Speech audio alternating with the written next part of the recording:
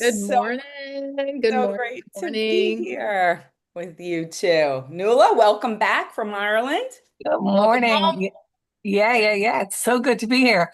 I think we all have a little Here allergy with voices this you too. morning. Nuala, welcome back from Ireland. Oh, Good I think morning. it's that fall Yeah. that's coming. A little I'm allergy. feeling it. I'm feeling fall Yeah, coming. I don't know yeah. about all of you. So, oh, yeah. I definitely feel that too. The, Yeah. the, the, the mornings are getting much cooler already. Yeah, I've Yeah. purchased a couple of Got clothes. the I want to coat on. wear them. Yeah. Yeah. Yeah, so today, for us, it's really all about emotional intelligence, creates better professionals, all right? And, us as leaders, emotional intelligence is a leadership skill. And I think sometimes we don't necessarily look at it like this. I know when I first started, really being an owner, I didn't really look at the emotional intelligence side. I really looked at the creative and the task driven side. Is if I can get my stylist to be good at their skill, then I will have a successful business. And not really thinking about how am I going to train my leaders and how am I going to train them on emotional intelligence? Because what I started to notice in my business is they had the same thinking that I did when I first started. And that thinking was, well, I'm telling them what to do. Why are they not listening? Why, when I tell them to do something, it's not happening? And I'm telling them over and over and over. And so, it's interesting, but are you really understanding the situation and are you really listening to the challenges that the team is having? And so I think when it comes to emotional intelligence, I was definitely more get it done person. And I thought that bringing too much of this into my business was a challenge because it would slow me down. So, Tina, I know that you have spent the last couple years really diving into this area of emotional intelligence. I would love to hear your thoughts on that because I know you are a get it done person too. So, how does, the learning and all of the work that you've been doing on emotional intelligence help you to, I guess, get it done in a better way? Yeah. Wow. Yeah, I feel that so much. And I was just talking about that last week with my team because I was teaching a coaching class because I realized that the team just really did not truly know how to coach. So I wanted to do some dialogue and walk back and forth with them. And I have this beautiful opportunity as not only a disc personality coach like both of you are, but I'm also an emotional intelligence coach. So I've gone through a lot of different trainings. And so I usually spend time with our team. So I'm kind of like the undercover leadership coach now, right? And so I have this awesome opportunity where I have an incredible, I like to call him an integrator in our team, which you all know as Sean Chido. And so he spends all the time with we do 15-minute target meetings with all of our stylists in our 4 salons. And so every single stylist gets to touch base with us, just like we're sitting here on Zoom. And he'll do the first 7 minutes just with their numbers, kind of going over the Mevo charts. And it's pretty amazing. And he'll ask a lot of questions and what do they want to focus on for that next 2 weeks or month, depending. And then I get to spend time on their personality and emotional intelligence. And so many discoveries come up for them. In fact, I was coaching someone yesterday and I said, "What came up for you on your emotional intelligence assessment?" And she said, "I realize I really need to work on self-management." And I was so glad she said it, you guys, because I wanted to tell her she needed to work on it. So I've had to go from being a Self-discovery. leader to, a coaching leader, which a coaching leader asks questions. So I've had to improve my emotional intelligence. And, here's the challenge with people like me, like you, Christine, Nuala, you're not this way, but we're so fast and we just want to tell everybody what to do. And we're like, let's go, let's go, let's go. Let's get results, right? And what happened is now all of a sudden you have to slow down, you slow your pace, and you connect better with your team. And so you don't have to tell them. You just ask, like, what do you want to work on? And the beautiful part is the answer is within. You don't have to tell people. Yeah. You don't have to tell people. Just ask. They know. Tina, what would you say? Because if people are watching this, there might be somebody on this call right now that's listening that says, "Well, what is emotional intelligence? Yeah. Like Yeah. what makes up emotional intelligence and how does it Yeah. affect us as salon owners and leaders?" Like, so what would you say is the top area? Yeah. There's really four quadrants. So it's very simple. So it's self-awareness, self-management, social awareness, and social management. And I'd have to say, for the most part, if you're a seasoned hairdresser, if you're a salon owner and you're listening to this, you have very strong emotional intelligence. I have to tell you, every hairdresser I've met that's been in the business for a long time, they have a lot of resilience. Their emotional intelligence is pretty high. But sometimes what I see is their awareness is Yeah. not very strong. So we have to really go back to that because there's so many blind spots and they don't realize like why they've left a wake behind them because they're not aware of their blind spots. A salon owner I was coaching yesterday, and I'm excited. I'm doing a disc and EQ workshop for the whole team today, this morning. And she said, you know what? I just realized, she said, she has the same personality style as I do. She said, I need to apologize to my team. And boy, did I Woo! feel that. I remember, years ago apologizing to my team and tears were streaming down because I was not aware of the wake that I left behind with my intense personality style that I have. So I've had to learn a lot. I'm still not there because sometimes that old Tina still pops up. And that's what I said to my team last week. I said, we call old Tina versus new Tina. And it's just learning this language of leadership, of understanding your own personal emotional intelligence and how you're wired and what kind of triggers you, right? So identifying those triggers. And it's so fun, Christine and Nula, because when you do this coaching with your team and you ask questions and everything's there. I call the assessment a coach in a box. It's just Yeah. right there. Everything that you always wanted to tell them is on the assessment. It's that Mm. easy. Hit the easy button, people. It's Tina, amazing. Tina, do you find that I know I understand what you're saying, but it's sometimes we operate differently under pressure. So it really Yeah. tests our emotional intelligence because it is developing that Yeah. skill.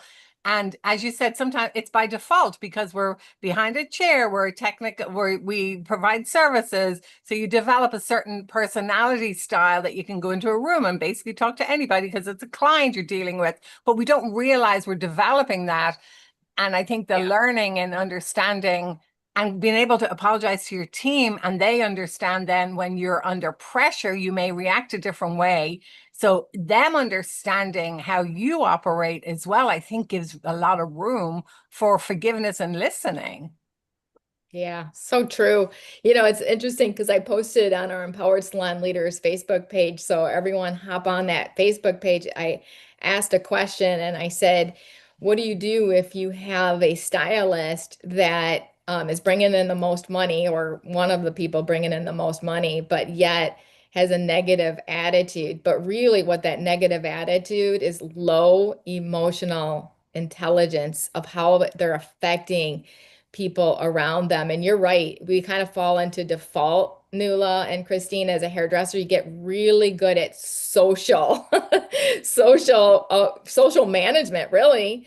Get really good. And you skip all the other parts of social awareness, self management, self-awareness. That's the area that I noticed that I had the hardest time to really dig into to start to say, oh my gosh, I do have triggers. And this one salon owner I was telling you about, she asked me, she said, what do you do like when basically she was asking me, what do you do when your amygdala gets hijacked, right? And so, because we were talking about cortisol, and so it really is an emotional intelligence thing. And so we were talking about that, like what are some strategies you could do to slow your pace down?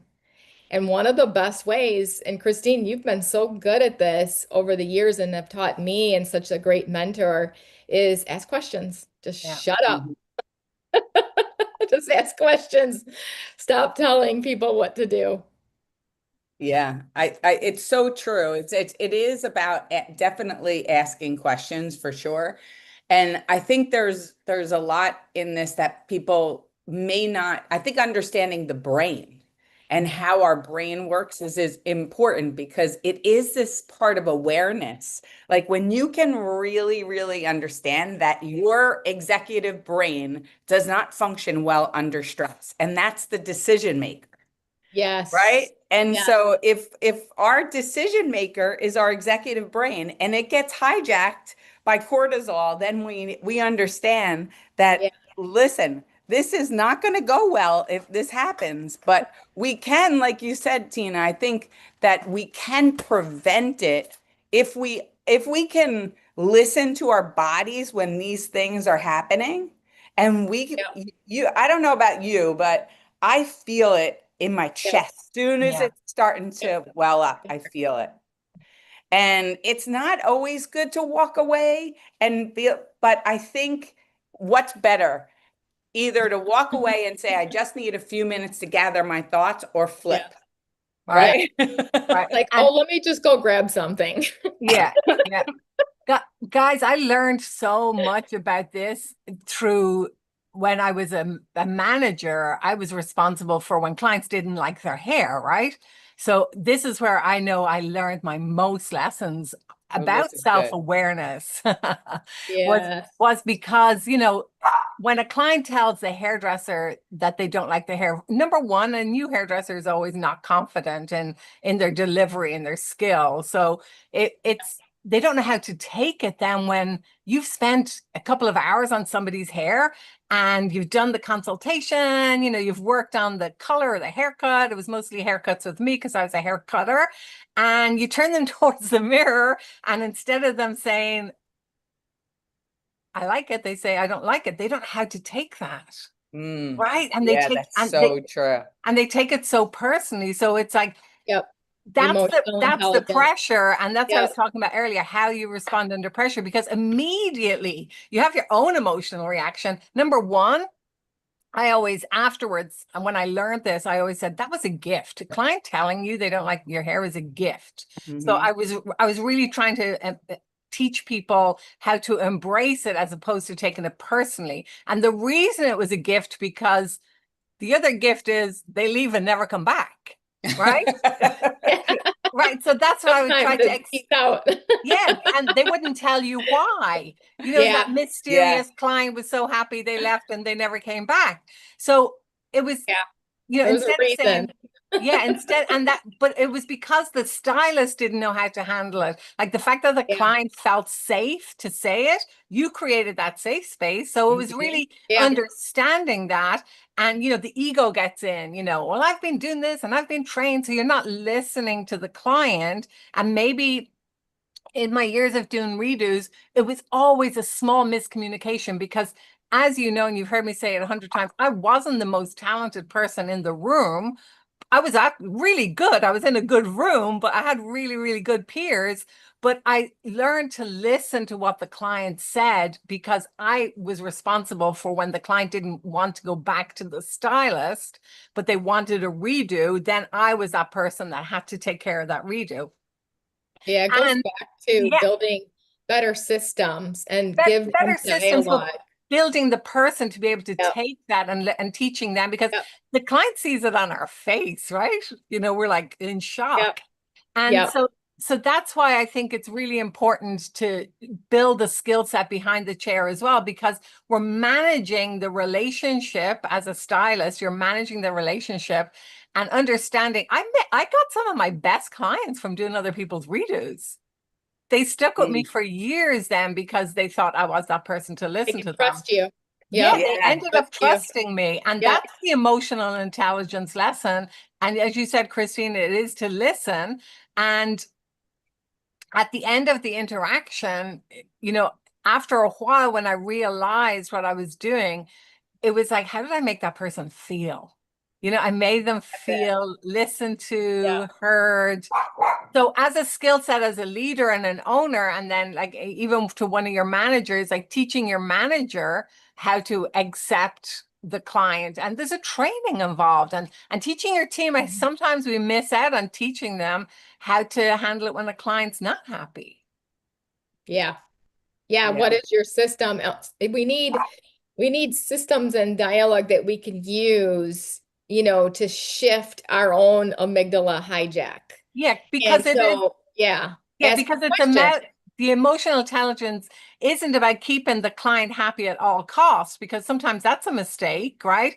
It's Yeah. about Oh, yeah, that's a big yeah, mistake. it's about Yeah. staying in control of yourself long enough to understand what's actually happening and choosing the response that feels more like you're leading the client.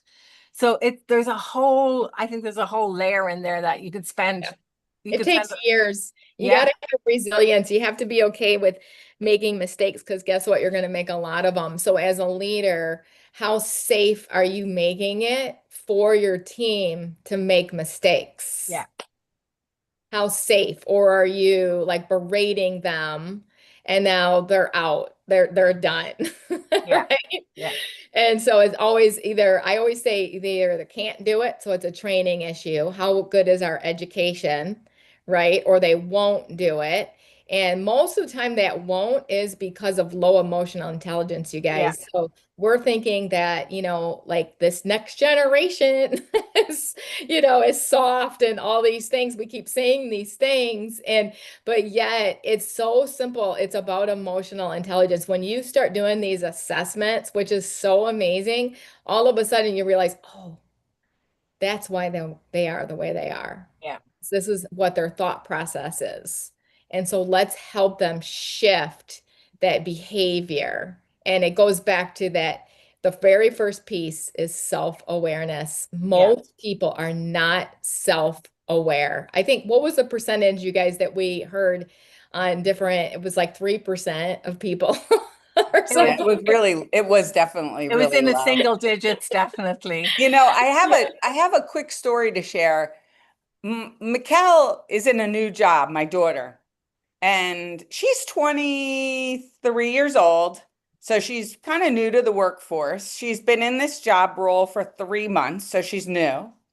And she was away on vacation and she came back to work, and her lead said to her, really kind of talked down to her and was like, you really stressed me out when you left because you left this work. And she like really berated her the moment she got back. And it was very interesting because before she left, they were telling her what a great job she was doing and she was getting everything in time. She was really precise.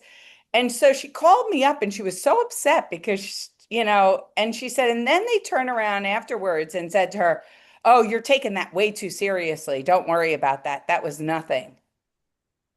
And it's very interesting that this Yeah. is a leader Yeah. and, It doesn't know how to lead. that doesn't know how to lead. And I The said to the, emotional weight that you talked about, Tina. She was like, do, do, do, yes, do, do, and then He left don't a worry weight. about it. yeah. He's And then my high D. He's a high D. they came back to her to tell her that is the problem because she's worrying too much Wow. about the job. And it's just so interesting because I was like, that's crazy.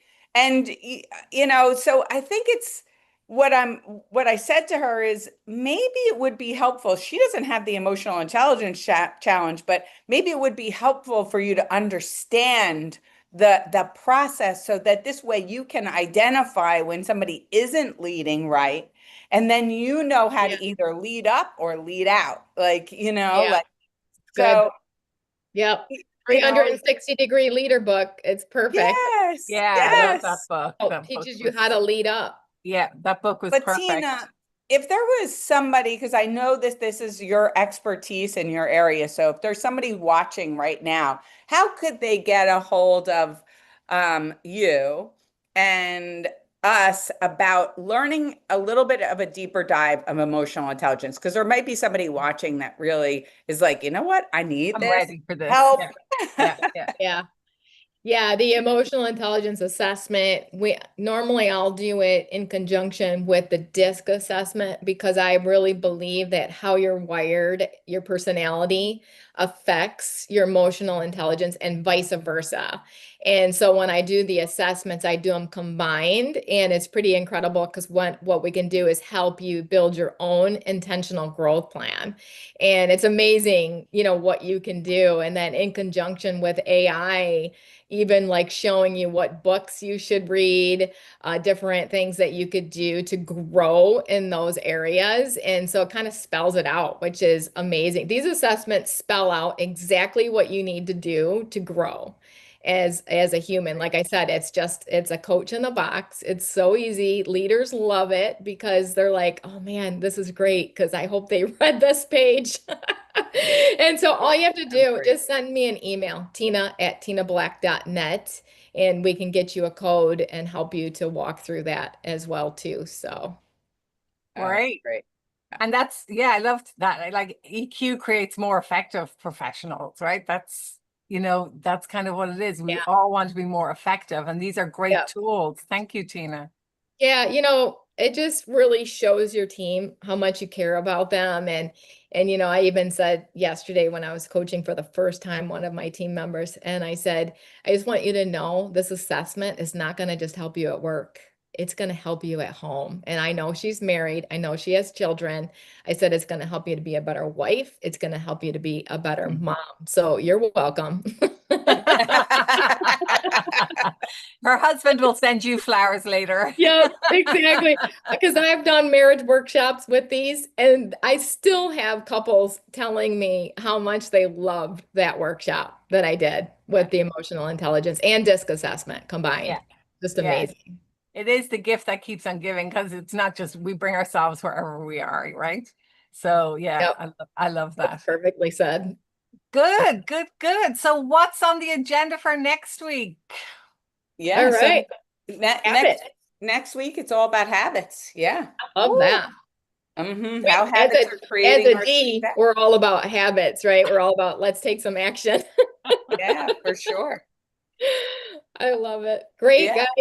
All right, everybody. Thank you so much for joining. Mhm.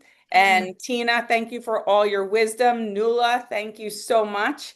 And we will see you at the same time here at 8 a.m. next week. Yep. Don't forget to follow our Facebook page. It's called Empowered Salon Leaders too. So join us. Bye, everyone. Excellent.